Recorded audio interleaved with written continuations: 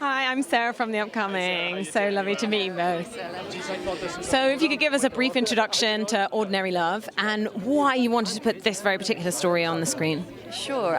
Ordinary Love is a love story about the small moments and the big challenges that go to make up the journey of a long-term relationship. And we really wanted to tell this story because it celebrates a love story. It's a love story about a middle-aged couple, and we don't see those so often on screen. And it's a love story about a couple who are still have a really vibrant relationship. They still make each other laugh. They still have a vibrant romantic relationship. And again, this is stuff that we might see in real life, but we don't see on the screen so much.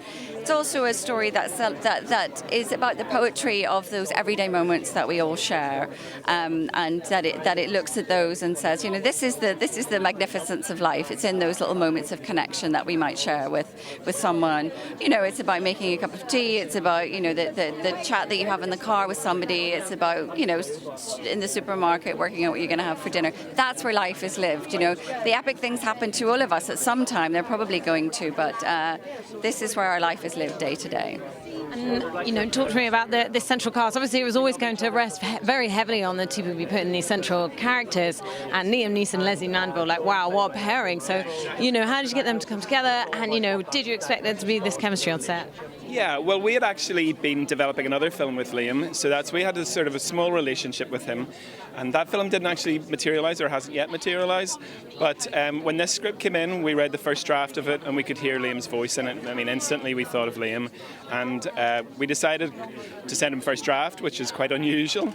And luckily, he read the first draft and agreed with us that he could hear his own voice in it too, and was very keen on it. So that was the start, and then of course Lesley was the top of our list of people, and Liam and Lesley have never worked together, but we had a feeling that they could be great together, and from the minute that they met, we had a few days rehearsal in New York before we started, and just seeing them sitting on a sofa together and chatting, they share the same sense of humour and had many mutual friends, so there was an instant chemistry, so it was really exciting, really wonderful. What do you think might be the importance of representing stories such as this, which is taking grief, taking these difficult moments, but representing them in a really real way? And as you were mentioning, also, you know, having a love story between an older couple, because we can feel like cinema is so dominated by the younger generation. So, you know, why are those things important?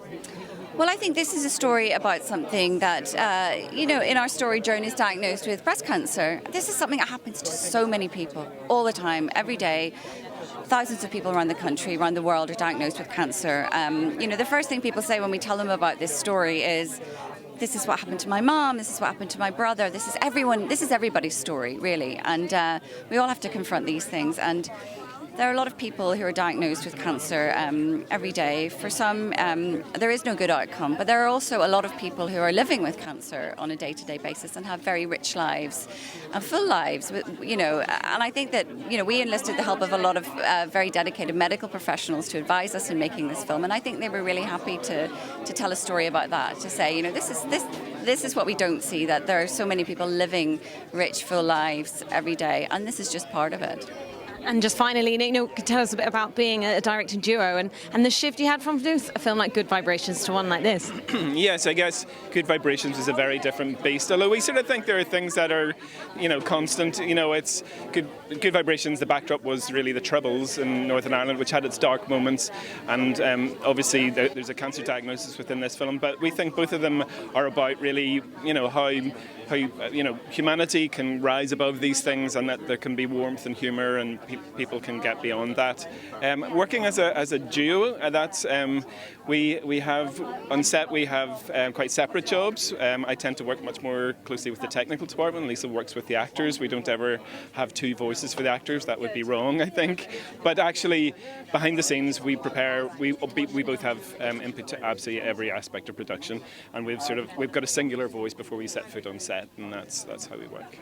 Fantastic. So much for your time.